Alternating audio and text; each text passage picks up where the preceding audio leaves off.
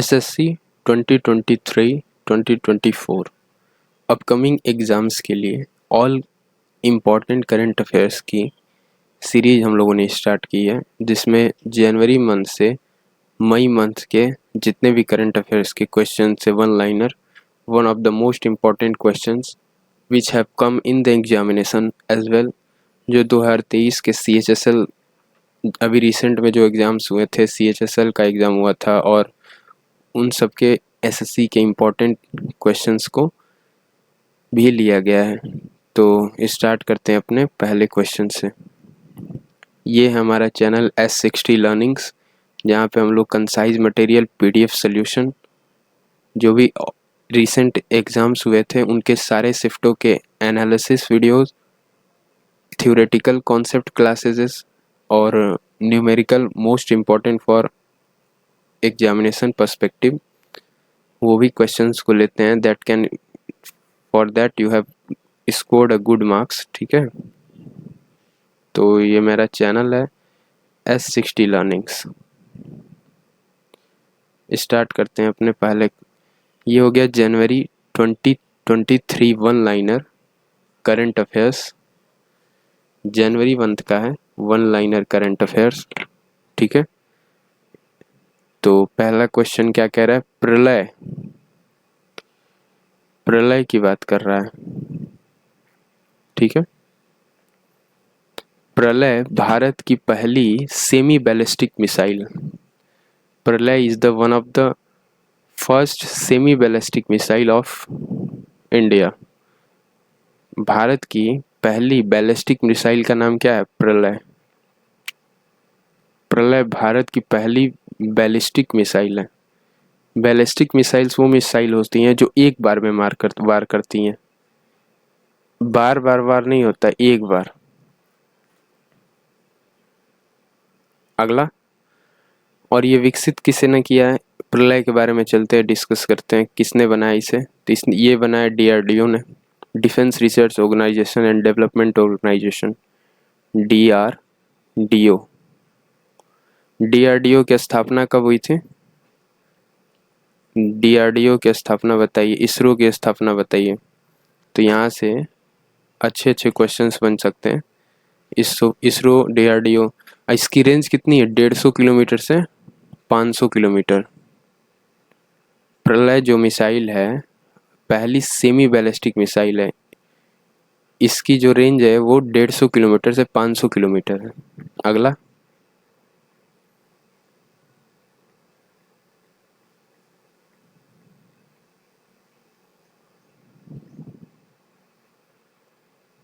अगला क्या कह रहा है?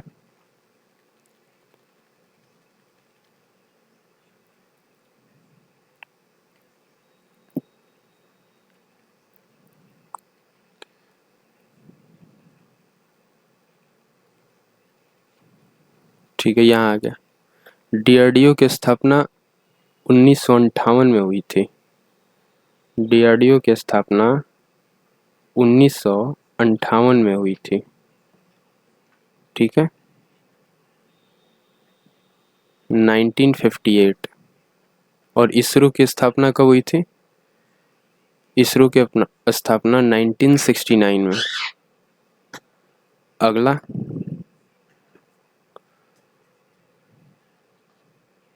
अगला, यह दुश्मन की इंटरसेप्टर मिसाइल से खुद को बचाने के लिए हवा में अपना मार्ग बदल सकता है। ये क्या कर सकता है? दुश्मन की इंटरसेप्टर मिसाइल से खुद को बचाने के लिए हवा में अपना मार्ग बदल सकता है। ब्रह्मोस मिसाइल के वायु प्रक्षेपण संस्करण का सफलतापूर्वक संचालन किया गया। ठीक है, ब्रह्मोस मिसाइल, इसका वायु प्रक्षेपण संस्करण को सफलतापूर्वक संचालित किया गया। ये सेकंड नंबर क्वेश्चन है। ठीक है, फर्स्ट नंबर प्रलय के बारे में था, वो 150 से 500 किलोमीटर की रेंज का था, DRDO ने बनाया था। DRDO की स्थापना बताई दी मैंने 1958, और इसरो की भी स्थापना बता दी 1969। ब्रह्मोस भारत की सबसे तेज सुपरसोनिक क्रूज मिसाइल है। सुपरसोनिक एक अल्ट्रासोनिक होता है, एक सुपरसोनिक होता है। सुपरसोनिक जो जिसकी स्पीड साउंड की स्पीड से भी ज़्यादा हो उसे सुपरसोनिक कहते हैं। साउंड की स्पीड कितनी होती है वायु में? तो वायु में स्पीड ऑफ साउंड कितना है? साउंड की स्पीड 331 मीटर पर सेकेंड। वायु में साउंड की स्पीड 331 या फिर 332 भी कह सकते हैं। जनरली कहीं 331 मिलता है, कहीं 332 मिलता है। 331 या फिर 332 इतनी मीटर पर सेकेंड होती है। तो इससे भी ज़्यादा है, तभी इसका नाम सुपरसोनिक है। इससे भी तेज चलने वाला है।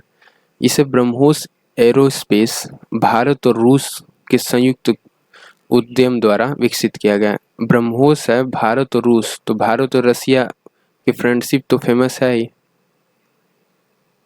भारत और रसिया की फ्रेंडशिप फेमस है ही, और ब्रह्मोस मिसाइल इसका एक आप एग्जाम्पल के तौर पे देख सकते हैं। नाम भारत की ब्रह्मपुत्र नदी तथा रूस की मोस्कोवा नदी। ठीक है, भारत की ब्रह्मपुत्र नदी तथा रूस की मोस्कोवा नदी, ये नाम है। नाम जो है भारत की ब्रह्मपुत्र नदी और रूस की मोस्कोवा नदी। रेंज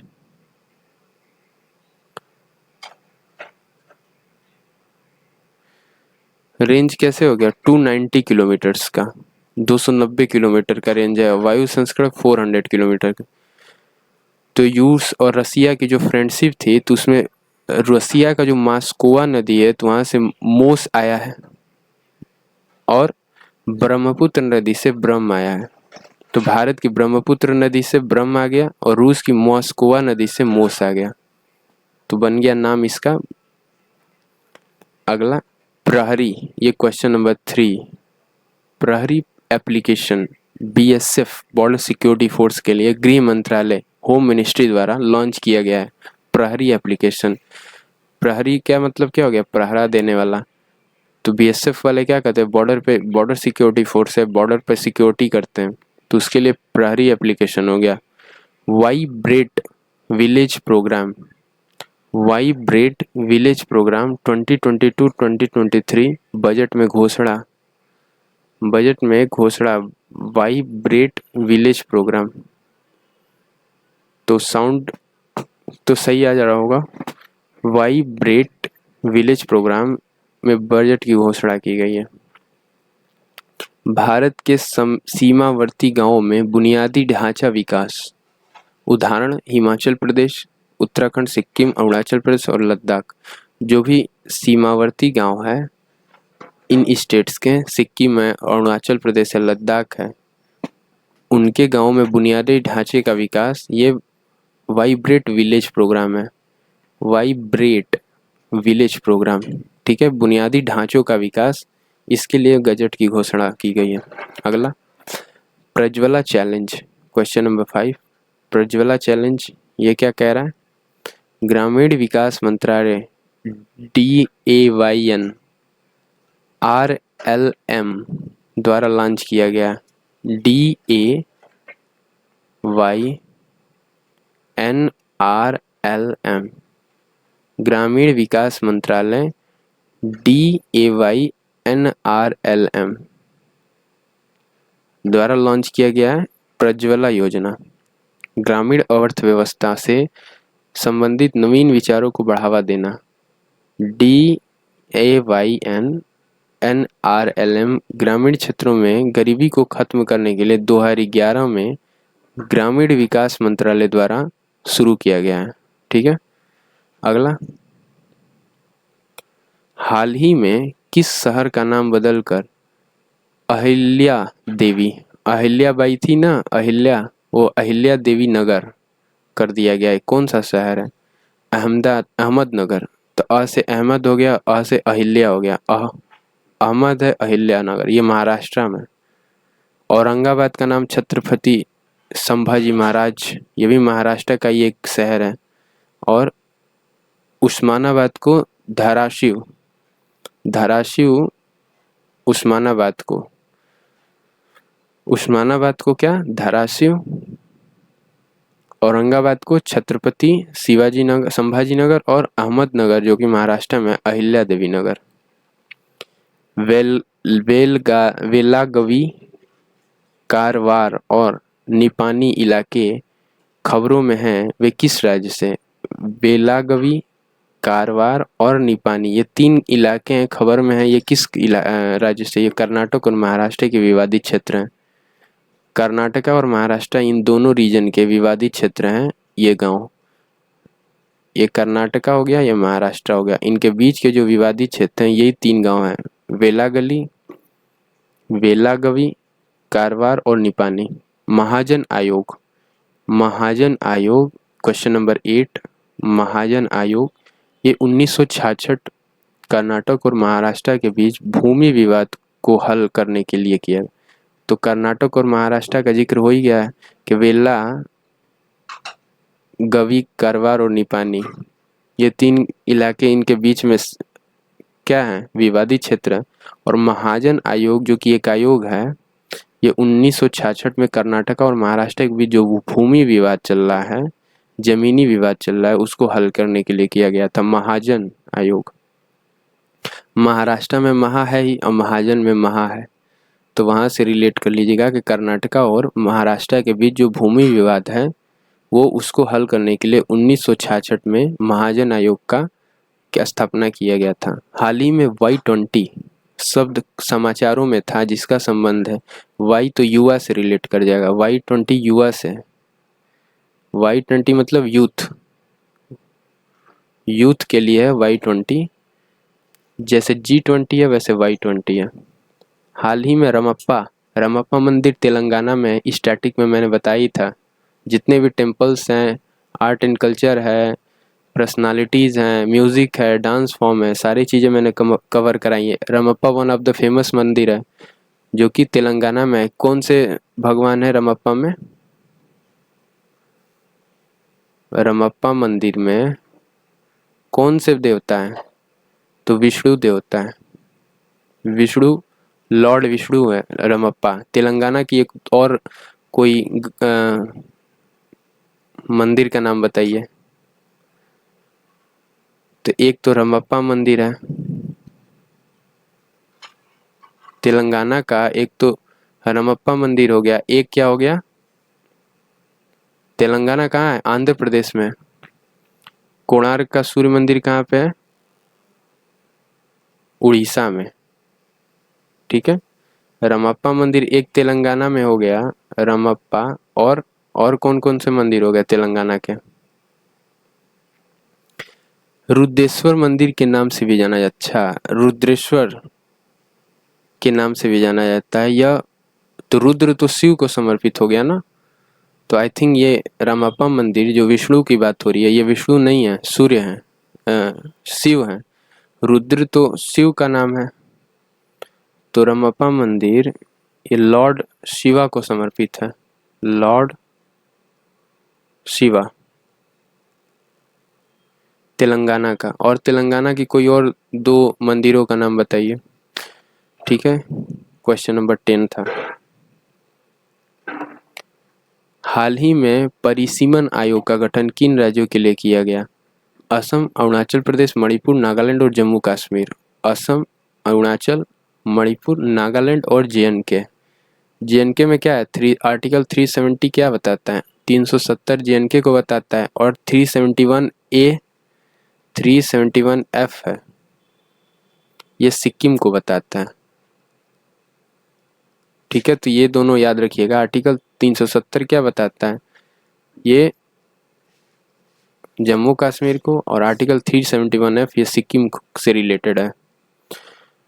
परिसीमन आयोग का गठन ये असम, अरुणाचल प्रदेश, मणिपुर, नागालैंड और जम्मू कश्मीर के लिए किया गया। CAQM, CAQM वायु गुणवत्ता प्रबंधन आयोग, वायु गुणवत्ता, एयर क्वालिटी मैनेजमेंट, ठीक है, प्रबंधन आयोग, एयर की क्वालिटी कैसी हो इसके लिए CAQM आयोग है।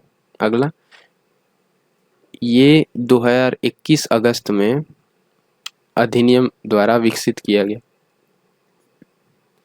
दिल्ली एनसीआर क्षेत्रों में वायु जनसंख्या का मुकाबला करने के लिए है। तो दिल्ली एनसीआर रीजन में वो है ही वायु प्रदूषण ज़्यादा, उसके लिए राष्ट्रीय मोबाइल निगरानी सॉफ्टवेयर अनुप्रयोग, राष्ट्रीय मोबाइल निगरानी सॉफ्टवेयर अनुप्रयोग, मोबाइल की निगरानी के लिए कोई सॉफ्टवेयर है, वो 21 मई 2021 में ग्रामीण विकास मंत्रालय द्वारा किया गया। ग्रामीण विकास मंत्रालय क्या था?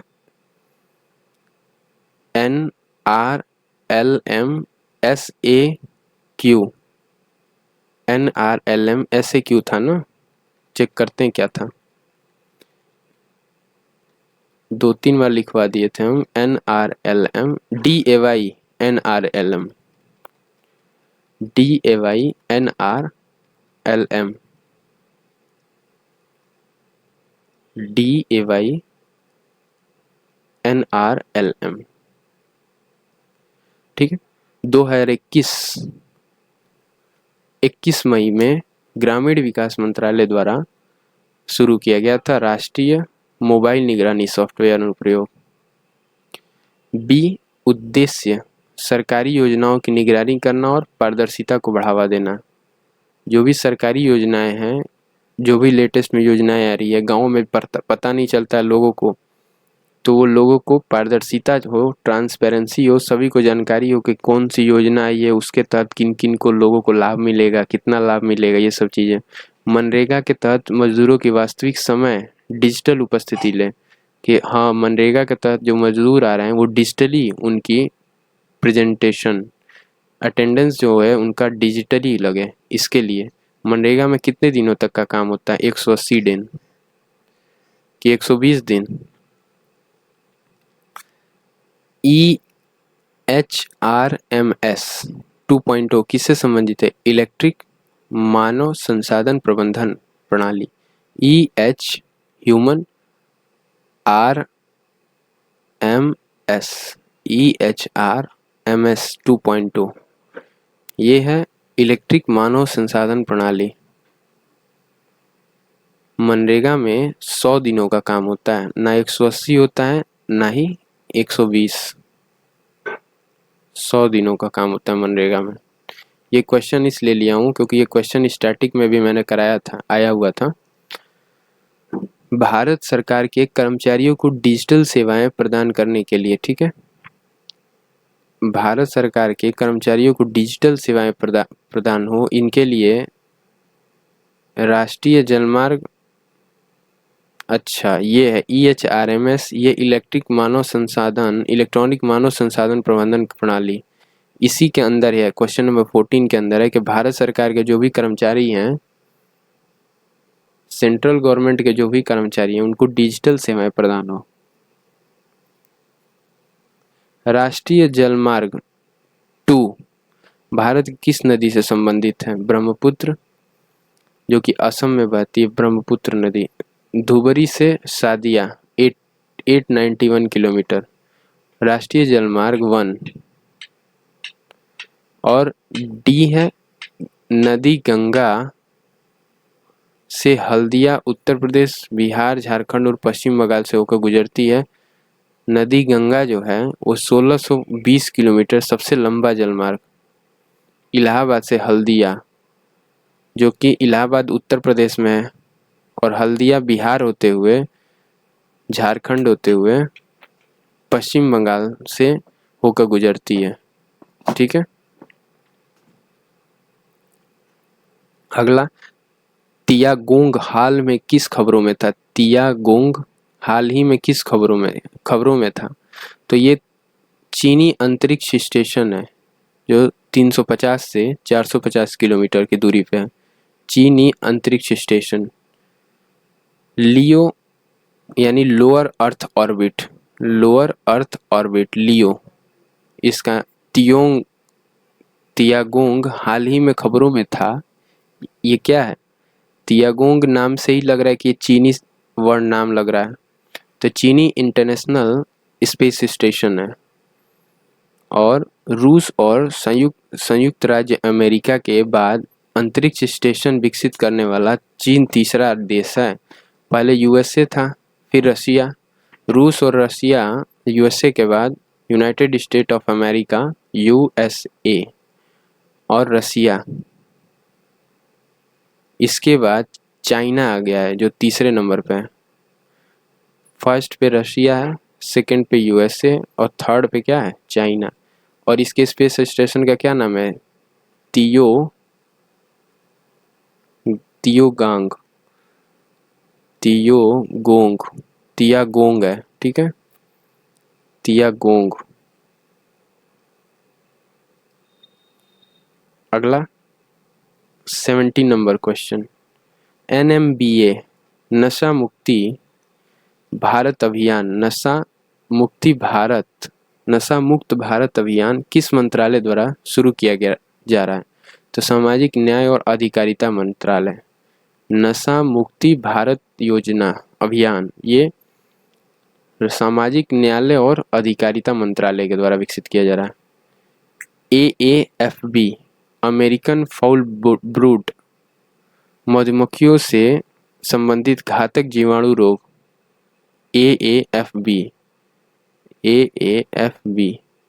ये मधुमक्खियों से जो जीवाणु रोग हो रहा है, उसके लिए है अमेरिकन फाउल ब्रूड। इसका AA का नाम क्या है, अमेरिकन फाउल ब्रूड। AA से क्या हो गया, अमेरिकन फाउल ब्रूड।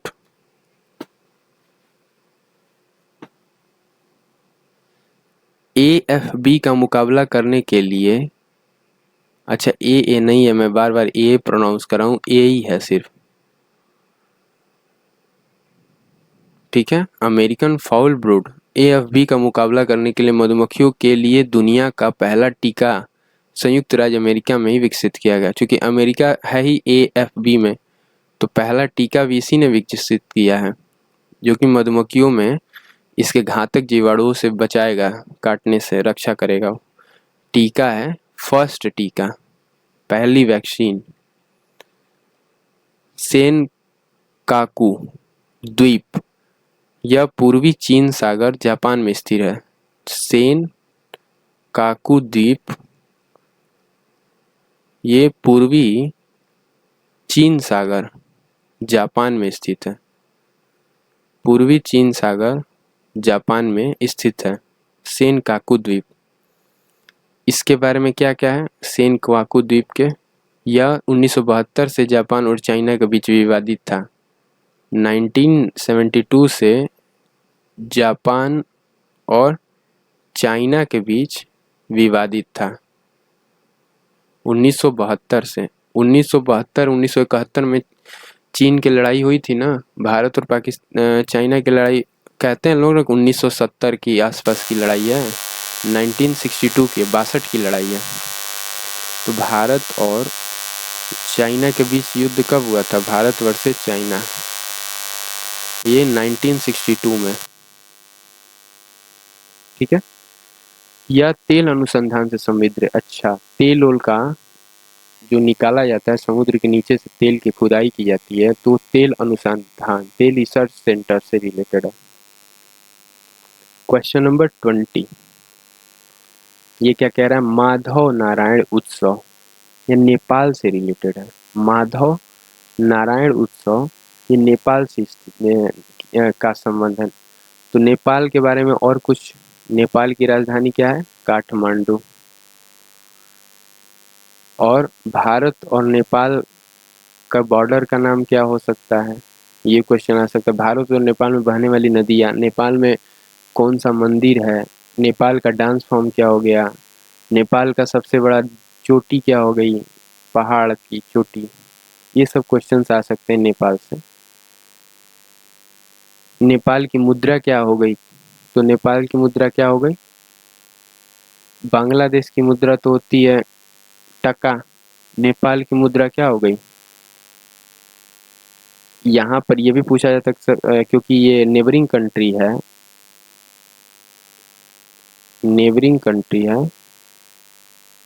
तो पूछा जा सकता है कि इसके प्राइम मिनिस्टर कौन है, पीएम कौन है। तो पुष्पा कमल दहल है, पुष्पा कमल, कमाल कह सकते हैं या फिर कमाल, कमाल दहल, कमाल कहिए, पुष्पा कमाल, कमाल दहल, पुष्पा कमाल दहल।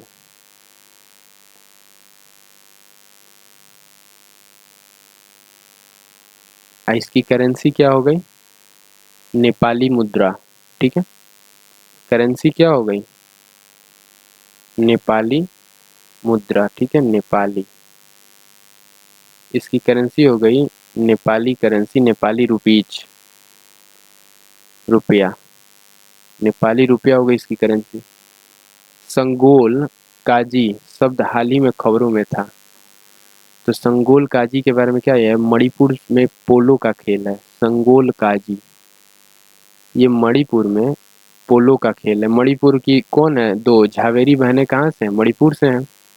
मैंने डांस उसमें म्यूजिक में बताया था कि झावेरी बहनें, ये डांसर हैं, झावेरी बहनें, दोनों बहनें ये मणिपुर से, मणिपुरी करती हैं।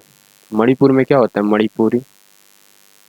तो झावेरी बनने का संबंध कहाँ से, मणिपुरी से है। तो ये भी मैं स्टैटिक के भी इम्पोर्टेंट क्वेश्चन 2-3 बार रिपीट जो किए रहते थे, सेशन जब आप देखोगे तो पता चलेगा कि मैंने ये जो सीरीज स्टार्ट की है S60 पे, वहाँ पे मैं वन ऑफ द अब कंपटीशन बढ़ाने वाला हूँ, क्योंकि यहाँ से जब बच्चे पढ़ के जाएंगे तो एग्ज़ाम में वो डिट्टो वही क्वेश्चंस को टैकल करेंगे जो क्वेश्चंस उन्होंने अपने सेशन में किया हुआ है। और मैंने जो भी एग्जाम्स में क्वेश्चन आए जो one of the relevant question से, सारे ही क्वेश्चंस को एक जगह कंपाइल कर दिया। तो अब किसी को कहीं सॉल्यूशन देखने की ज़रूरत नहीं है, एक क्लास में आपको 1771 स्टैटिक के क्वेश्चंस मैंने कराए थे। तो session, so that's why the session is most important for you. यह ग्रीनिज बुक वर्ल्ड रिकॉर्ड से सूचीबद्ध है। अच्छा, संगोल काजी जो कि मणिपुर में पोलो का खेल है, ये ग्रीनिज वर्ल्ड रिकॉर्ड से संबंधित है। पोलो में कितने खिलाड़ी होते हैं, पोलो में कितने प्लेयर्स होते हैं, 4।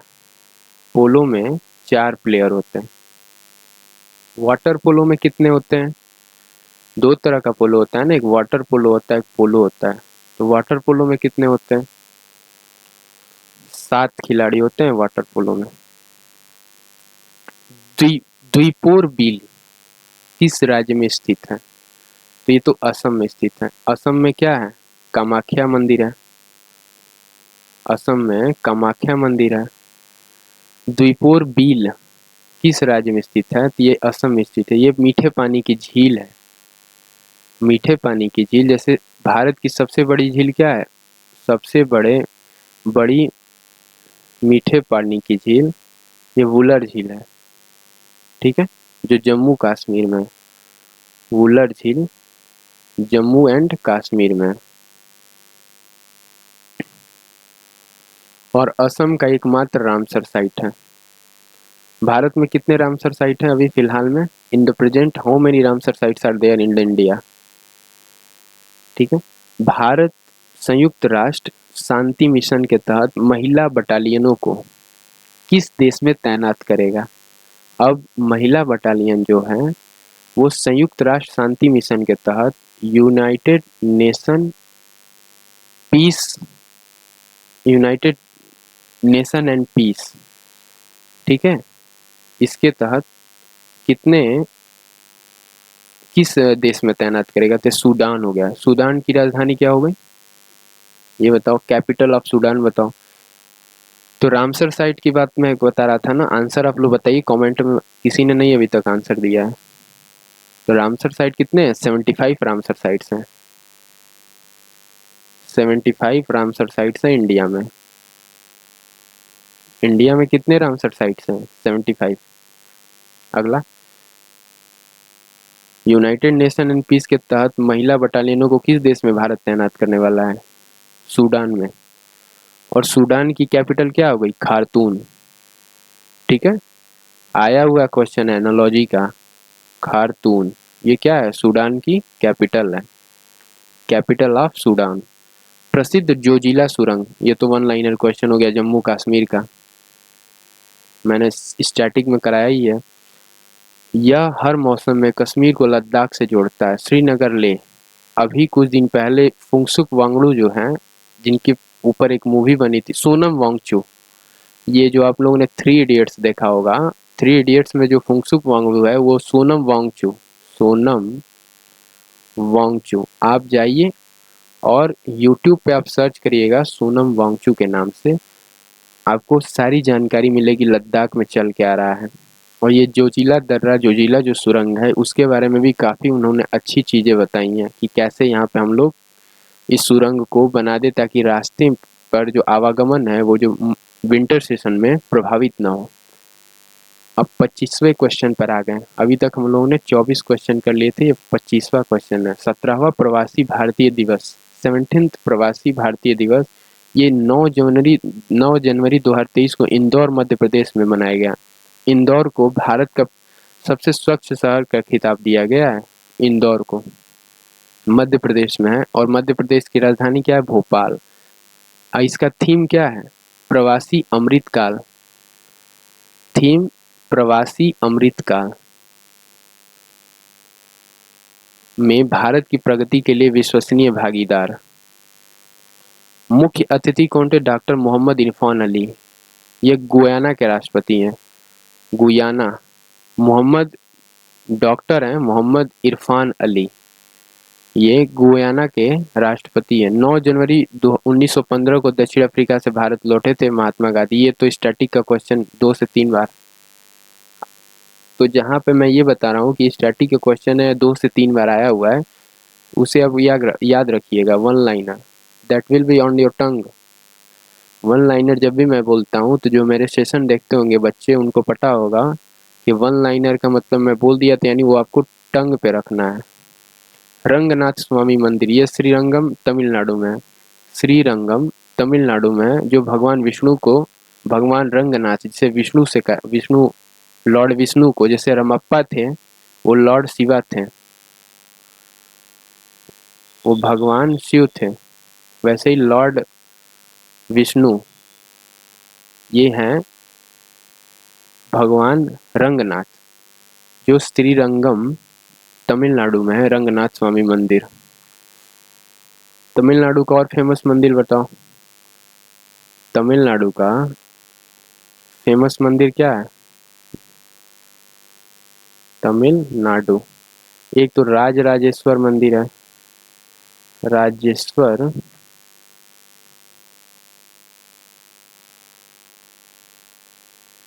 राजेश्वर मंदिर, ठीक है, ये तमिलनाडु का मंदिर हो गया, राजेश्वर मंदिर, ठीक है। एक क्या हो गया?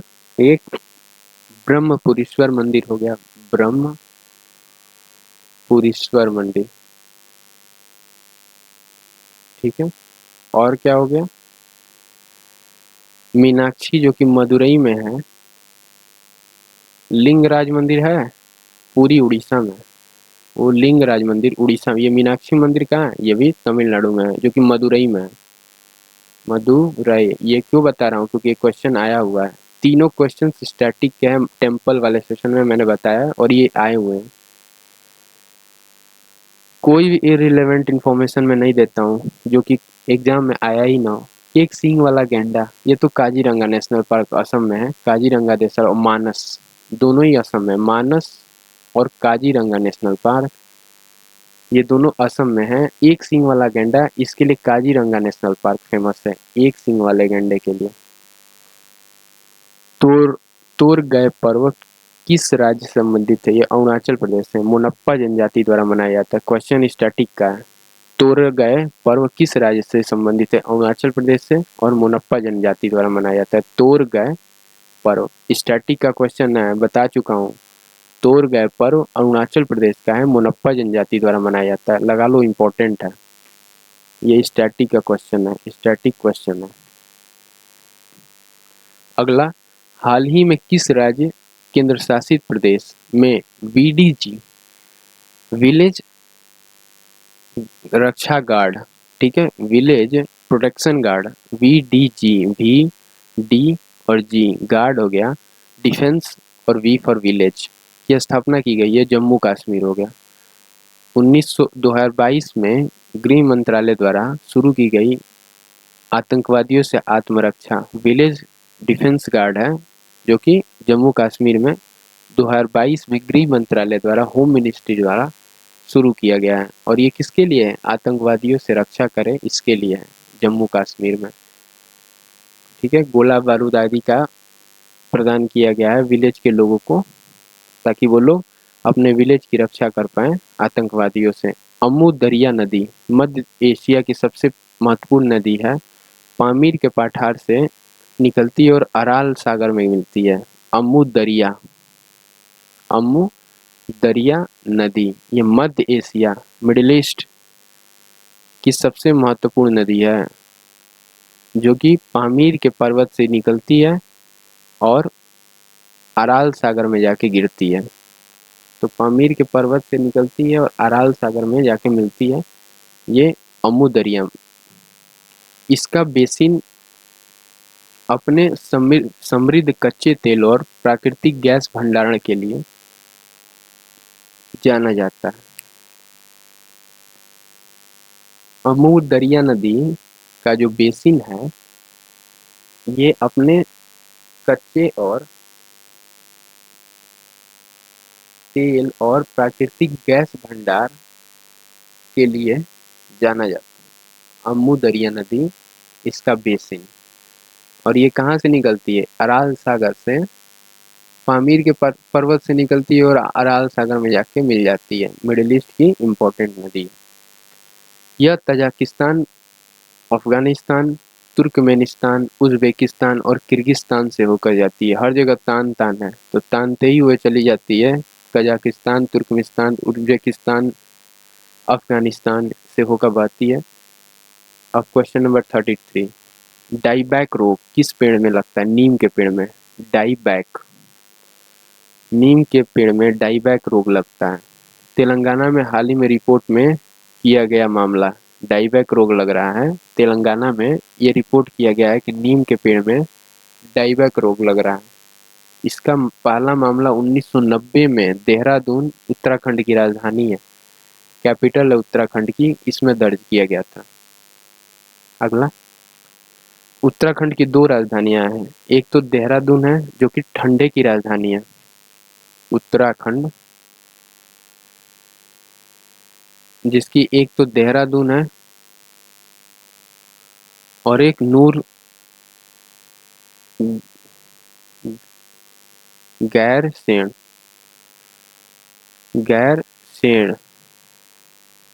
ठीक है, गैरसेन। एक देहरादून है, एक गैरसेन है। जैसे जम्मू कश्मीर की दो राजधानियां, एक जम्मू, एक श्रीनगर। जेएनके की भी दो कैपिटल है, एक क्या है? जम्मू और एक है श्रीनगर। श्रीनगर क्या है? समर का राजधानी है। श्री शहर है ना, तो श्रीनगर में समर है, ये समर वाला है। और बाकी विंटर वाला क्या है? जम्मू। वैसे ही देहरादून का गैरसेन क्या, इसमें एस है ना, तो ये समर है। और देहरादून क्या है? ये विंटर की राजधानी है। ओलंपिक हाल ही में खबरों में था, क्या है? ओजेम्पिक, ओजेम्पिक हाल ही में खबरों में था, यह क्या है? यह इंजेक्शन चिकित्सा टाइप, जो मधुमेह रोग, जैसे इंसुलिन है, मधुमेह रोग में लगाया जाता है। साइंस वाले क्वेश्चन सीरीज में मैंने बताया था।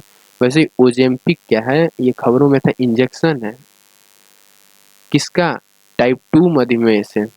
मधुमेह का अगर टाइप 2 हुआ है, आपको डायबिटीज का टाइप 2 रोग हुआ है, तो उसमें ओजेम्पिक का इंजेक्शन लगेगा। ओजेम्पिक ये इंजेक्शन है, ओजेम्पिक ये इंजेक्शन है जो कि टाइप 2 मधुमेह रोग में लगाया जाता है। बोडोलैंड प्रादेशिक परिषद किस राज्य में से संबंधित है? असम से। बोडोलैंड, बोडो जनजाति कहाँ पाई? असम में बोडो जनजाति होती है, बोडो जनजाति। तो वही हो गया ना, बोडोलैंड। भाई रहते हैं ये कहाँ पे? बोडोलैंड में। तो बोडोलैंड प्रादेशिक परिषद किस राज्य में स्थित है? आराम से डिकोड हो गया ना कि असम में।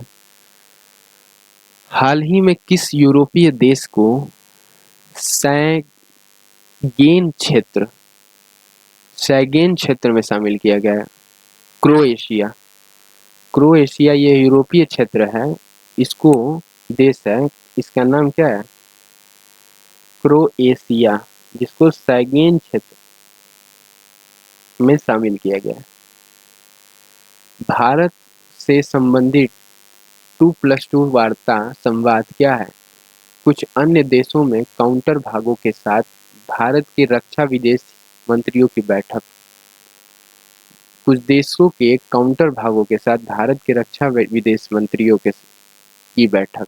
ये 2+2 वार्ता संवाद, 2+2 वार्ता भी इसे कहते हैं या फिर संवाद।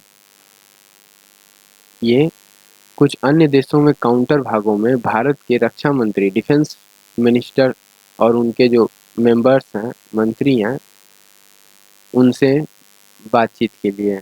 उदाहरण भारत यूएसए, भारत जापान, भारत रूस और भारत ऑस्ट्रेलिया। भारत और यूएसए, भारत और जापान, भारत और रूस, भारत और ऑस्ट्रेलिया, यानी रूस, ऑस्ट्रेलिया, जापान और यूएसए, इन सबसे 2+2 वार्ता भारत करता है। कितने लोग हो गए? 1, 2, 3 और 4, 4 लोग हो गए ना, 4 कंट्री, और चारों कंट्री के साथ भारत वार्ता करता है, तो 2+2 कितना होता है? 4। आराम से याद रखिएगा, 4 कंट्रीज के साथ वार्ता होती है 2+2। कौन कौन कंट्रीज हैं? यूएसए है, जापान है, रशिया है और ऑस्ट्रेलिया है। जनवरी 2023 में नई दिल्ली में आयोजित मुख्य सचिवों के दूसरे राष्ट्रीय सम्मेलन के प्रमुख कौन थे? नरेंद्र मोदी। तो मोदी जी प्रमुख थे 2023 के जनवरी मंथ में नई दिल्ली में आयोजित मुख्य सचिवों के दूसरे राष्ट्रीय सम्मेलन के।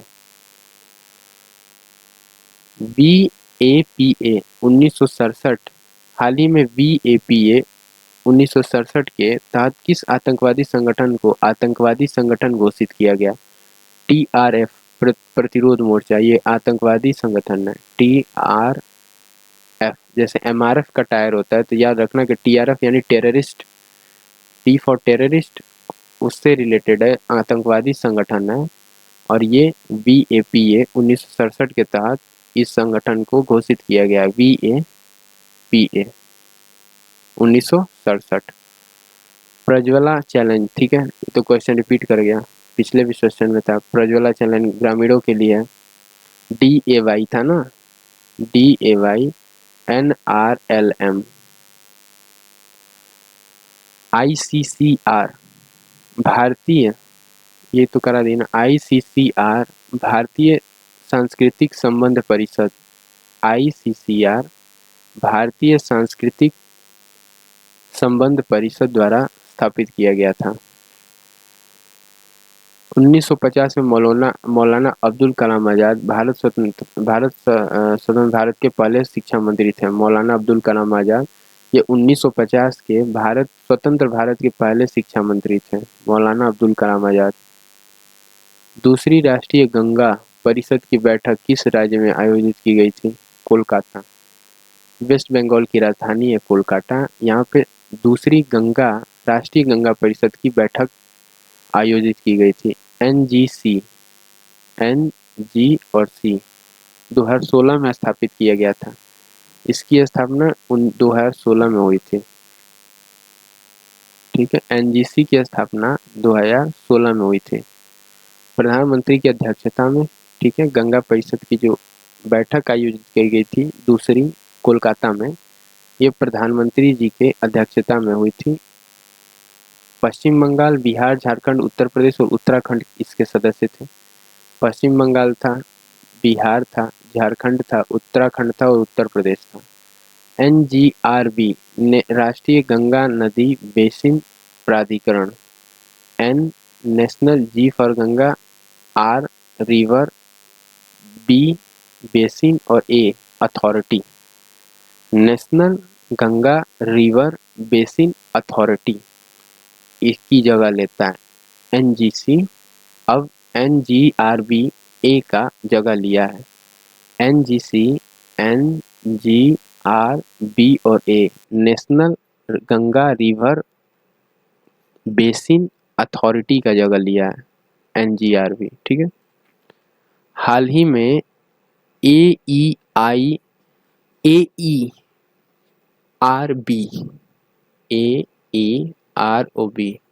परमाणु ऊर्जा नियामक बोर्ड का अध्यक्ष किसे नियुक्त किया गया? दिनेश कुमार शुक्ला।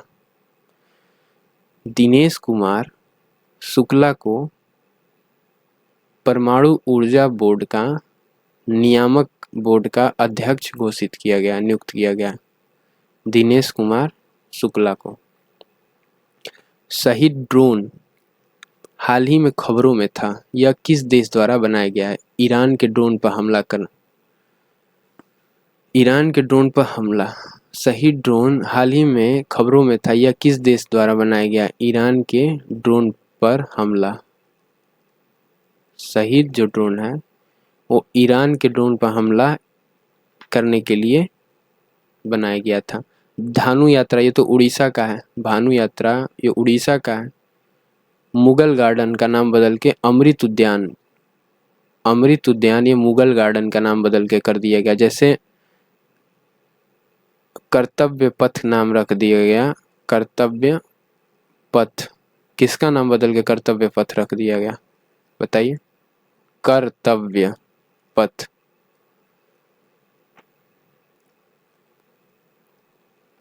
नौवीं से 12वीं की किशोरियों को यानी लड़कियों को, किशोरियों को, लड़कियों को, गर्ल्स को, ठीक है, लड़कियों को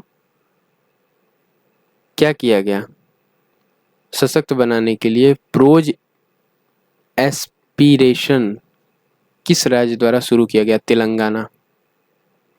ये क्या कर रही है तेलंगाना स्टेट? 9वीं से 12वीं की किशोरियों को यानी लड़कियों को सशक्त बनाने के लिए prose aspiration, prose poetry supplementary था ना, वैसे ही प्रोज एस्पिरेशन शुरू की है। कर्तव्य पथ ये राजपथ का नाम बदल के किया गया है। अगला, रेलवे स्टेशन जिसे प्लैटिनम रेटिंग के साथ ग्रीन रेलवे स्टेशन प्रमाणीकरण से सम्मानित किया गया है, Visakhapatnam railway station. Railway station जिसे प्लैटिनम रेटिंग के साथ ग्रीन रेलवे स्टेशन प्रमाणीकरण से सम्मानित किया गया है, Visakhapatnam railway station. Desert eagle 2 देशों के बीच संयुक्त सैन्य अभ्यास है, भारत और संयुक्त अरब अमीरात। तो ये तो डेजर्ट वाला इलाका है ही। और ईगल जो था गरुड़, वो भारत का फेमस है ही। गरुड़ जो ड्रोन था, जो ड्रोन बनाया गया था गरुड़, तो वहाँ से आप रिलेट कर लेना कि ये क्या है? संयुक्त अरब अमीरात और भारत का संयुक्त सैन्य अभ्यास हो गया, मिलिट्री एक्सरसाइज। शक्ति गरुड़ और वरुण, तो गरुड़ हो गया भारत का, वरुण हो गया फ्रांस का। भारत और फ्रांस का संयुक्त एक्सरसाइज है शक्ति गरुड़ और वरुण। गरुड़ और वरुण ये भारत और फ्रांस का संयुक्त एक्सरसाइज हो गया।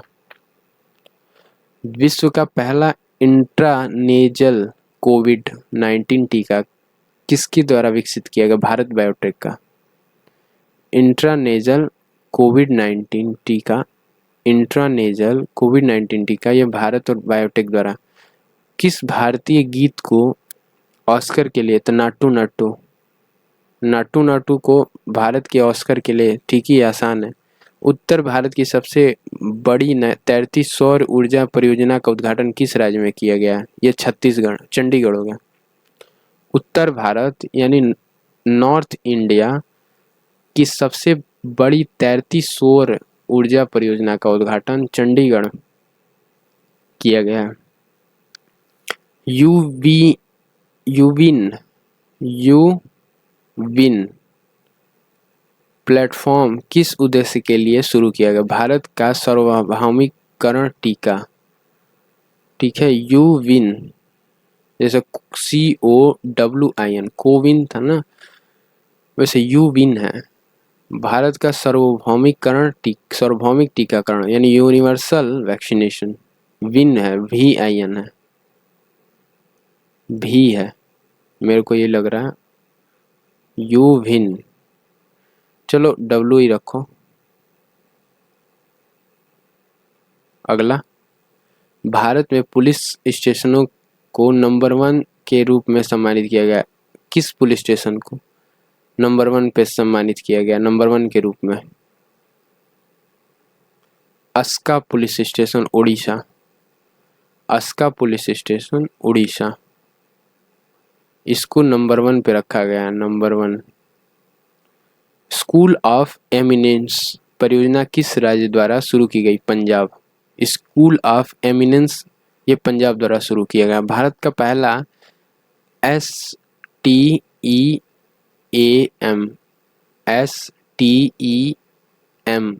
इनोवेशन एंड लर्निंग सेंटर कहाँ पे आयोजित किया गया? चेन्नई। STEM है शायद, STEM, ये चेन्नई में क्या है? Innovation and learning centre. Learning भी होगा, इनोवेशन की भी बातें होंगी। ये कहाँ पे हो रही है? चेन्नई। चेन्नई को क्या कहते हैं? चेन्नई IT का हब है ना, IT हब है, तो बस वहीं से रिलेट कर लो कि यहाँ पे इनोवेशन भी चीज़ें कर दी जाती हैं और लर्निंग की भी बातें होती हैं, और सेंटर है ही चेन्नई। कौन से लैटिन अमेरिकी देश अधिक इको के लिए लक्ष्य बना रहे हैं? सामान्य मुद्रित संगीत संयोग, ब्राजील और अर्जेंटीना लैटिन अमेरिकी देश हैं, अधिक इको के लिए लक्ष्य बना रहे हैं, यानी इकोसिस्टम मेंटेन हो, इकोसिस्टम बढ़िया हो, इन्वायरमेंटल फ्रेंडली हो, EV व्हीकल्स को प्रमोट किया जाए, इसके लिए ब्राज़ील और अर्जेंटीना तत्पर है।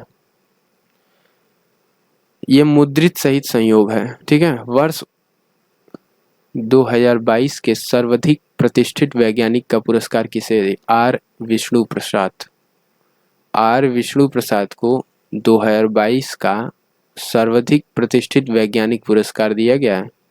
सर्वाधिक प्रतिष्ठित वैज्ञानिक पुरस्कार R विष्णु प्रसाद को। नाम में ही भगवान का नाम है, विष्णु है, वहीं से याद कर लो कि R विष्णु प्रसाद को 2022 का सर्वाधिक प्रतिष्ठित वैज्ञानिक पुरस्कार दिया गया।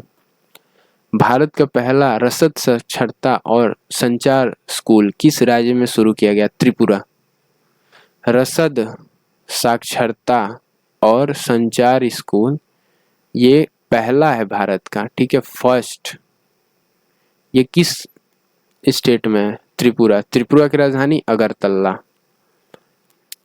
INS वजीर, INS वजीर किस परियोजना के तहत विकसित की गई है? प्रोज 75। जैसे प्रोज एस्पिरेशन किस स्टेट ने किया था? तेलंगाना ने, जो लड़कियों के विकास के लिए 9वीं से 9 से 12 की जो लड़कियां थी, गर्ल्स थी, उनको क्या कर रहा था? एम्पावर कर रहा था।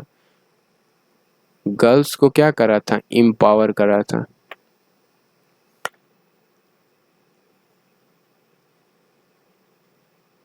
गर्ल्स को एम्पावर कर रहा था।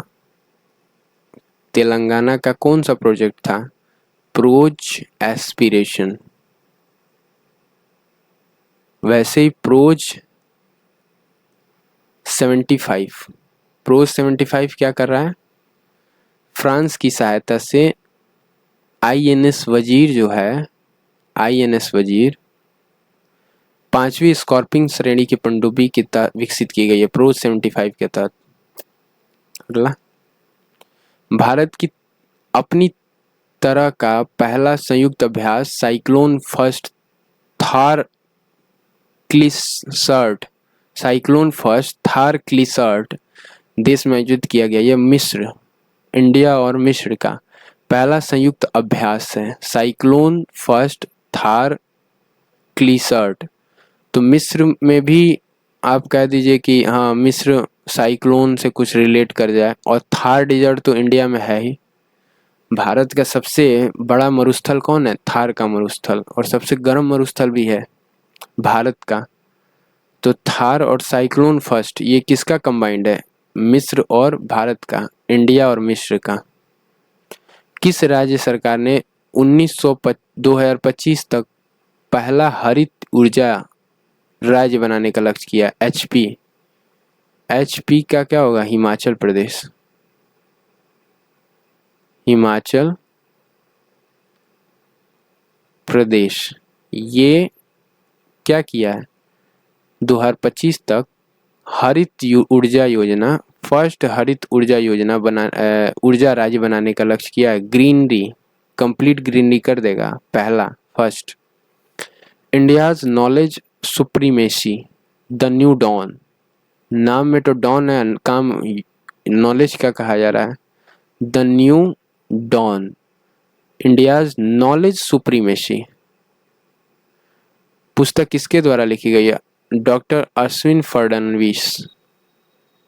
डॉक्टर अश्विन फडणवीस के द्वारा नॉलेज, इंडिया नॉलेज नामक पुस्तक लिखी गई है। अगला, ऋण जल नीति या चेकबुक डिप्लोमेसी। ऋण जल नीति या चेकबुक डिप्लोमेसी किस देश से संबंधित है, चाइना से। ऋण जल नीति या चेकबुक डिप्लोमेसी ये चाइना से रिलेटेड है। ऋण जल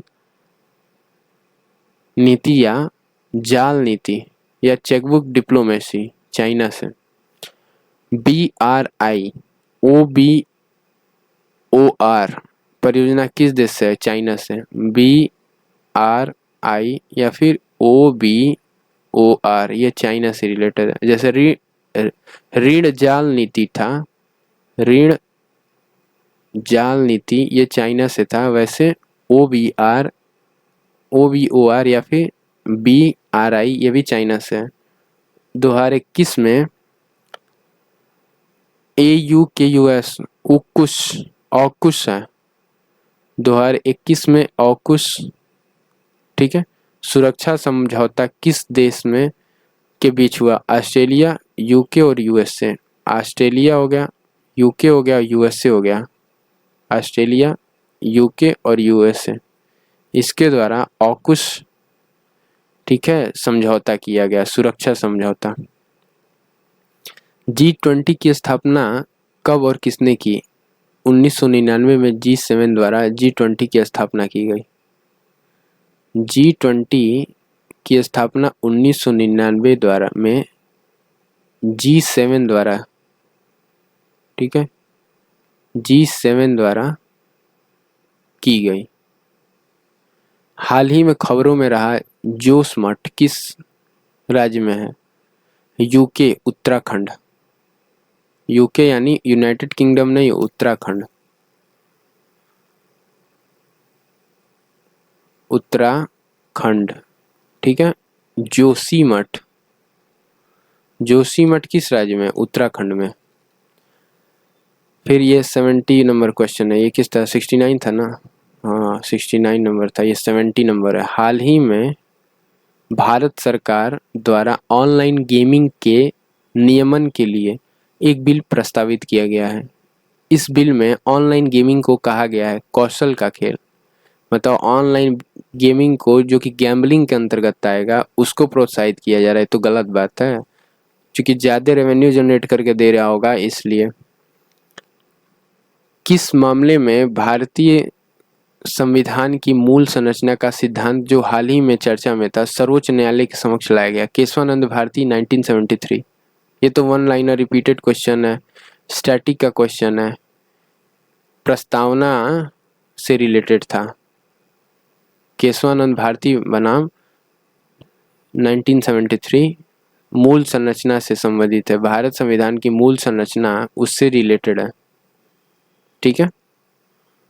अगला, हाल ही में ECI ने प्रवासी श्रमिकों के मतदान के अधिकार को सुगम बनाने के लिए EVM की तर्ज पर कौन सी मशीन विकसित की है, RVM, remote voting machine. EVM का फुल फॉर्म क्या था, electronic voting machine. Remote voting machine हो गया, M है ना, M फॉर मशीन या फिर M, तो ECI क्या है, इलेक्टोरल यानी चुनाव आयोग है ना, इंडियन इलेक्शन कमीशन, ECI भारतीय चुनाव आयोग, उसके तहत मतदान को अधिकार को सुगम बनाने के लिए EVM के तर्ज पर remote voting machine RVM develop किया गया। किस संविधान संशोधन द्वारा और किस अनुच्छेद के द्वारा दिल्ली को मंत्री परिषद का दर्जा दिया गया है? 69th स्टैटिक का क्वेश्चन है। 69th अमेंडमेंट 1991 1991 का 69वां अमेंडमेंट के तहत दिल्ली को मंत्री परिषद का दर्जा दिया गया। दिल्ली को मंत्री परिषद का दर्जा ये 69th अमेंडमेंट 1991 1991 और अनुच्छेद क्या है? आर्टिकल 239AA इसके तहत दिया गया। आर्टिकल 239AA 238 क्या बताता है? आर्टिकल 238 कुछ बताता है ना। आर्टिकल 238 क्या बताता है? 239 था AA और 69th अमेंडमेंट था कौन से ईयर का था? 1991। इसके तहत क्या है? दिल्ली को मंत्री परिषद का दर्जा दिया गया। दिल्ली को मंत्री परिषद का दर्जा दिया गया। अगला, भारत सरकार ने शुद्ध शून्य कार्बन उत्सर्जन का लक्ष्य कब तक निर्धारित किया है? 1970 तक। जीरो कार्बन का लक्ष्य यानी न्यूट्रल कार्बन जिसे कहेंगे, न्यूट्रल कार्बन एकदम बंद हो जाएगा। ये 2070 तक का सोच के रखा है कि 2070 तक क्या होगा? जीरो कार्बन हो जाएगा। यानी जो अभी 30 साल के होंगे 70 में 100 साल के हो जाएंगे, वो 70 में नहीं रहेंगे। तो 30 साल वाले तो हट जाओ, 18 जोड़ लो, 88 हो जाएगा। हाँ, 88 साल के रहोगे तुम लोग जो 18 साल के हैं। जो 20 साल वाले हैं वो 90 साल के हो जाएंगे। तो तुम लोग भूल जाओगे, तुम लोगों के टाइम तक जीरो कार्बन होगा। तो ऐसे याद कर लेना कि हम लोग के टाइम तक तो जीरो कार्बन होगा नहीं। ईयर में ऐड कर लेना अपना एज, पता चल जाएगा भाई 60-70 साल 80 साल से कोई ज़्यादा जिंदा रह नहीं रहा है। जो 18 साल के हैं अभी मिनिमम, जो 23 में जो 18 के होंगे उनका ऐड कर दो एज, तो 88 साल के हो रहे हैं सब। वो जिएंगे सब कि नहीं जिएंगे सब, जो बहुत लकी होंगे सब। तुम लोग अपना छोड़ दो। GOI ने हाल ही में MSCS अधिनियम 2002 के तहत कौन से 3 नए सहकारी निकायों की स्थापना की है? तो भाई फर्स्ट क्या है? राष्ट्रीय बहुराज्य सहकारी निर्यात समाज। सेकंड क्या है? बहुराज्य सहकारी कार्बनिक सोसाइटी। और थर्ड हो गया बहुराज्य सहकारी बीज सोसाइटी। तो निर्यात सोसाइटी हो गई, निर्यात समाज या फिर सोसाइटी, कार्बनिक समाज या फिर कार्बनिक सोसाइटी, और बीज सोसाइटी। तो बीज रहेगा तभी तो क्या होगा? खेतों में बीज बोआएगा, फल उगेगा। और कार्बन फ्री रहेगा, कार्बन कम होगा तभी तो पोल्यूशन कम होगा। भाई खेती जब ज़्यादा करोगे ज़मीनों पर तो क्या होगा? कार्बन फ्री हो जाएगा ना, जो 2070 की बात हो रही है। और निर्यात भी होगा, एक्सपोर्ट भी बहुत ज़्यादा अनाज का होगा। तीनों याद कर लो ऐसे ही डिकोड करके कि एक्सपोर्ट होगा अनाज का, अनाज बोएंगे तो कार्बन न्यूट्रल होगा देश हमारा, और एक्सपोर्ट भी कर पाएंगे, बीज बोएंगे तो बीज का। अच्छा, हरित क्रांति यहीं पे बात कर लेते हैं। हरित क्रांति कब शुरू की गई थी और हरित क्रांति के जनक कौन थे? भारत में, इंडिया में, भारत में हरित क्रांति के जनक का नाम क्या था और किस ईयर में हुआ था ये चीज? और कौन सा जो है फसल हरित क्रांति के अंतर्गत सबसे ज्यादा फेमस था? तो गेहूं है ये हरित क्रांति के अंतर्गत। ईयर का नाम है 1969, 1967 से 68। 1969 नहीं, 68। ठीक है, मोस्टली क्या था 67 से 68 के बीच में था, गैपिंग है। और कौन थे? MS Swaminathan.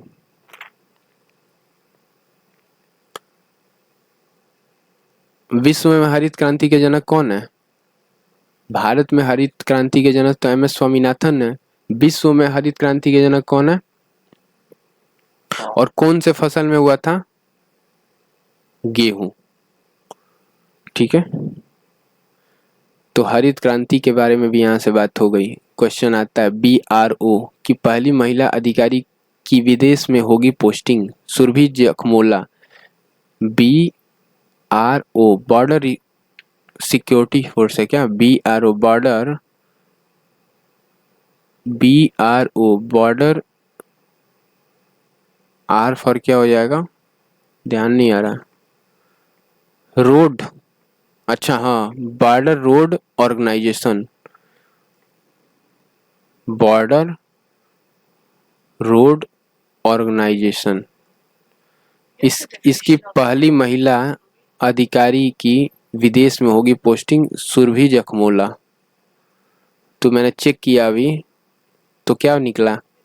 Border road organisation, border organisation, road organisation. इसकी पहली महिला अधिकारी सुरभि जखमोला है।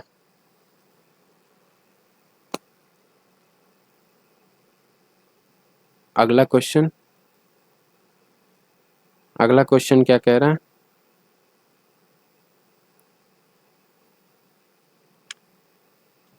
भारत का एकमात्र संगीतकार जिसने 3 ग्रैमी पुरस्कार जीते, वो है रिकी केज। रिकी केज है जिसने 3 ग्रैमी पुरस्कार जीते। ये मोबाइल है ना, मोबाइल इतना खराब चीज है कि लगता है भौंकने कभी कभी, और गुस्सा भी आता है। अभी देखिए मैंने सर्च किया कि बॉर्डर रोड ऑर्गेनाइजेशन, तो 3 बार भौंकना शुरू कर दिया गूगल। तो गूगल बहुत भौंक रहा है आजकल। भारत का एकमात्र संगीतकार जिसने 3 ग्रैमी पुरस्कार जीते, यह रिकी केज। अगला, हाल ही में PMEAC में किसे नियुक्त किया गया? शमिका रवि। PMEAC में किसे नियुक्त किया गया हाल ही में? ये शमिका रवि को। थाईपुसम, ये तो तमिलनाडु का है नृत्य, तमिल समुदाय द्वारा थाईपुसम नृत्य किया जाता है, तमिलनाडु का है, डांस फॉर्म है। थाईपुसम तमिलनाडु का डांस फॉर्म है। स्टैटिक का 1 लाइनर क्वेश्चन है। किस राज्य सरकार चिरंजीवी बीमा योजना राजस्थान की है? चिरंजीवी बीमा योजना। चेन्नई में आयोजित परमाणु जैविक रासायनिक हमले का मुकाबला करने के लिए भारत अमेरिका का पहला संयुक्त सैन्य अभ्यास का नाम तरकश।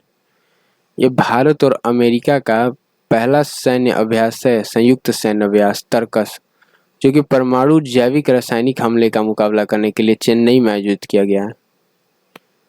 अगला, खेलो इंडिया यूथ गेम्स 2023 में शीर्ष राज्य कौन था? महाराष्ट्र, हरियाणा और मध्य प्रदेश। महाराष्ट्र, हरियाणा, हरियाणा और मध्य प्रदेश। ये खेलो इंडिया 2023 यूथ गेम्स का शीर्ष राज्य थे 3, महाराष्ट्र था, हरियाणा था और मध्य प्रदेश। पत्रकारिता के क्षेत्र में राजा राम मोहन राय, जो ब्रह्म समाज के जनक है, राजा राम मोहन राय पुरस्कार 2023 किसने जीता? ABK प्रसाद। ABK और प्रसाद। ABP न्यूज होता है ना, ABP न्यूज वाले हैं, जी न्यूज वाले हैं, वैसे ABPK प्रसाद। नाम से ही आप पता कर लेना कि भाई इस तरह का नाम आ रहा है ABPK प्रसाद, तो पकड़ लेना कहा ये पत्रकारिता न्यूज जर्नलिस्ट के एरिया में हो गया। और राजा राम मोहन राय, ये जर्नलिस्ट फील्ड में पत्रकारिता के क्षेत्र में पुरस्कार दिया जाता है, और ये ब्रह्म समाज के जनक भी थे राजा राम मोहन राय। ब्रह्म समाज की स्थापना कब हुई थी? ब्रह्म समाज की स्थापना हुई थी 1928 में राजा राम मोहन राय के द्वारा। राजा राम मोहन राय को राजा का नाम किसने दिया था? तो ये अकबर सेकंड ने, अकबर द्वितीय ने राजा राम मोहन राय को राजा का नाम दिया था। 1923 की बात हो रही है तो अकबर कहाँ से आ जाएगा भाई? 1928 की बात हो रही है, ठीक है। तो मेरे को लग रहा है ना ये कुछ दूसरा है, कुछ दूसरा ध्यान पे आ रहा है, ये नहीं है। इसने रहने तो बस इतना ही तक याद करो कि ब्रह्म समाज के जनक है राजा राम मोहन राय। 1928 में ब्रह्म समाज की स्थापना की गई थी। और फिर ब्रह्म राजा राम मोहन राय पुरस्कार, ये 2023 का खिताब किसने जीता? ABPK प्रसाद। और ये पुरस्कार पत्रकारिता के क्षेत्र में दिया जाता है। विश्व हिंदी सम्मेलन किस देश में आयोजित होता है? फिजी। फिजी की राजधानी क्या है? सुवा। फिजी की राजधानी है, फिजी की राजधानी क्या है? सुवा। और विश्व हिंदी सम्मेलन ये फिजी में 2023 में आयोजित किया गया था, विश्व हिंदी सम्मेलन। भारत सरकार की नमस्ते योजना किस, तो मौतों को रोकने के लिए नमस्ते योजना संबंधित है, मौतों को रोकने के लिए नमस्ते योजना। अगला, डीपीआई आईटी द्वारा तैयार की गई नई औद्योगिक नीति में कौन सी और किन नीतियों का स्थान लिया जाएगा?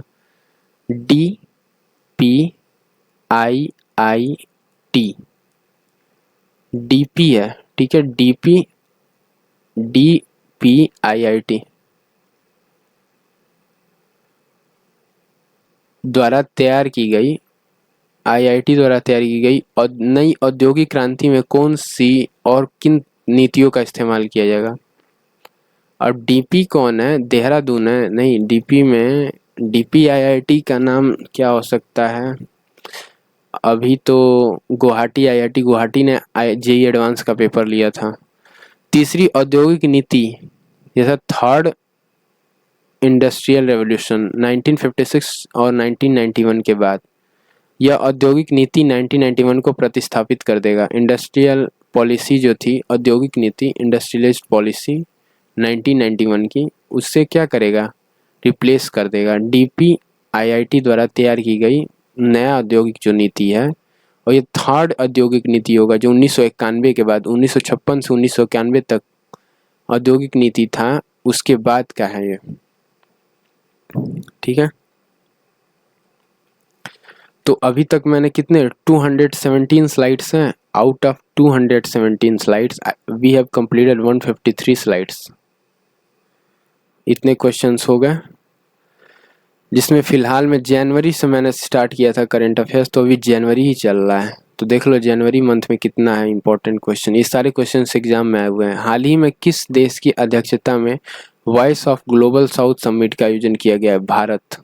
Voice of global south summit, voice of global south summit, इसका अध्यक्षता कौन किया था? भारत।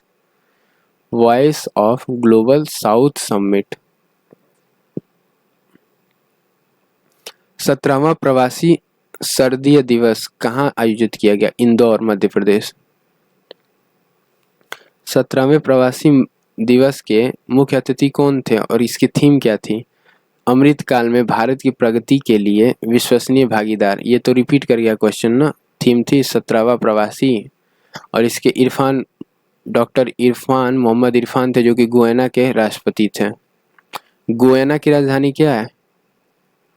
गुयाना की राजधानी जॉर्ज टाउन। गुयाना की राजधानी है जॉर्ज टाउन।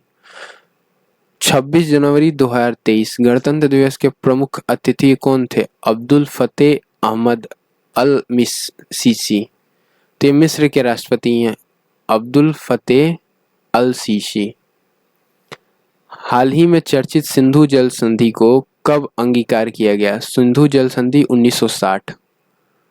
जो हाल ही में चर्चित सिंधु जल संधि थी, इसको 1960, सिंधु जल संधि 1960 को अंगीकार किया गया। और किन देशों के बीच हुई थी यह? तो भारत और पाकिस्तान। सिंधु नदी किस भारत और पाकिस्तान के बीच बहती है ना, सिंधु नदी। तो इसकी मध्यस्थता किया है, और मध्यस्थता कौन किया है? World bank. भाई भारत और पाकिस्तान को सबसे ज़्यादा फंडिंग वर्ल्ड बैंक ही करता है। और कितने स्लाइड्स हैं देखे तो जरा क्वेश्चन का। तो लगभग खत्म ही हो रहा है, ये लास्ट था, अब फरवरी का चलेगा।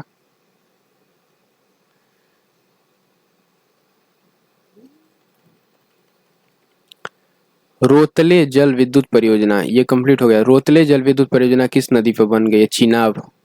चिनाब जम्मू कश्मीर में बहती है। चिनाब और झेलम, ये दो नदियां हैं जो जम्मू कश्मीर से होकर बहती हैं, चिनाब और झेलम। चिनाब के बारे में और क्या बता सकते हैं? झेलम नदी पर कौन सा डैम बनाया गया है? डैम की बात करें, जम्मू कश्मीर का कोई फेवरेट डैम, फेमस डैम कौन सा है? एक उकाई उरी डैम है, उरी डैम, उरी डैम। उरी हुआ था ना, उरी फिल्म भी आई थी, तो उरी डैम है। एक तुलबुल, तुलबुल परियोजना है, डैम है। एक उरी डैम है, एक तुलबुल डैम हो गया, एक उरी डैम हो गया, एक तुलबुल डैम हो गया। चलते हैं, इतना दो काफ़ी है। दो डैम का जिक्र कर दिया, दो नदियों का जिक्र कर दिया कि झेलम और चिलाब दोनों जम्मू कश्मीर में बहती हैं। मेघराज हाल ही में चर्चे में है, क्या है? भारत सरकार की क्लाउडी सेवाएं। मेघ है ना, तो भारत सरकार की क्लाउडी सेवाएं, क्लाउड टेक्नोलॉजी अब ला रहा है ना इंडिया, तो क्लाउडी सेवाएं क्या है? मेघराज। 94 नंबर क्वेश्चन था। D S D G, S D G का फुल फॉर्म क्या हो गया? एस डी जी इंडेक्स आता है ना, S D G India index, तो एस डी जी का फुल फॉर्म क्या होगा? सस्टेनेबल डेवलपमेंट गोल्स ना। कहाँ लिख दे, चलो याद रखना, नीचे लिख दे रहे हैं। एस डी और जी, इसका फुल फॉर्म क्या हो गया? Sustainable development goals, S D G का फुल फॉर्म हो गया। और S D G index India का क्या है? प्रथम स्थान पर कौन है? राज्य या फिर केंद्र शासित प्रदेश? तो ये तो राज्य है, और राज्य कौन है? केरल। केरल बहुत ही पढ़ा लिखा स्टेट भी कहा जाता है, सबसे ज़्यादा साक्षरता केरल की होती है। न्यूयॉर्क घोषणा पत्र जो हाल ही में खबरों में था, किससे संबंधित है? शरणार्थी, इंटरनेट प्रवासी। न्यूयॉर्क घोषणा पत्र जो हाल ही में खबरों में था, यह शरणार्थी इंटरनेट प्रवासियों के लिए था। भारत का पहला एलएनजी सप्लाई, एल एन और जी सप्लाई स्टेशन कहाँ बनाया जा रहा है? नागपुर, महाराष्ट्र। नागपुर में क्या है? महाराष्ट्र के नागपुर का जिक्र कर लेते हैं कि नागपुर में क्या क्या है। तो एलएनजी का पहले फुल फॉर्म देख लो, नागपुर ये कहाँ है? महाराष्ट्र। एल राष्ट्र, ठीक है, एल एन और जी, इसका फुल फॉर्म क्या होगा? Liquefied, liquefied, LIQUIFID, liquefied natural gas, NATURAL, natural gas, जो कि कहाँ? नागपुर, महाराष्ट्र में सप्लाई स्टेशन बनाया जा रहा है, नागपुर, महाराष्ट्र। मिष्टी योजना, बजट 2023-24 में मिष्टी योजना किससे संबंधित है? मैंग्रोव फॉरेस्ट, मैंग्रोव वनों की सुरक्षा और संरक्षण। मैंग्रोव फॉरेस्ट किस एरिया में है? भारत में मैंग्रोव फॉरेस्ट किस एरिया में है? और मैंग्रोव फॉरेस्ट में कौन से पाए जाते हैं? तो ये वेस्ट बंगाल का जो रीजन है, यहाँ पे लिखवा दे रहा हूँ, मैंग्रोव फॉरेस्ट। वन हिंदी में लिख देते हैं, छोटा लिखा जाएगा। तो मैंग्रोव वन ये कहाँ है? Waste Bengal, WB। सुंदरवन का डेल्टा कहाँ है? वेस्ट बंगाल में है ना। तो मैंग्रोव वन कहाँ पाए जाते हैं? ये सुंदरवन के डेल्टा में, सुंदरवन डेल्टा। कलर चेंज कर लिए रहते तो ठीक रहता, सुंदरवन डेल्टा, ठीक है।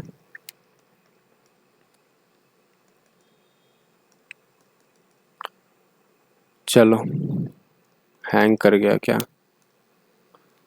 तो मैंग्रोव फॉरेस्ट की बात हो रही थी, ठीक है।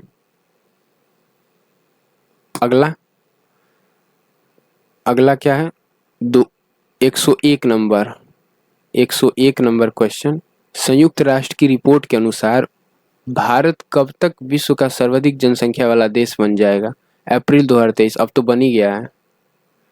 भारत सर्वाधिक जनसंख्या वाला देश तो बन ही गया है अप्रैल 2023, ठीक है।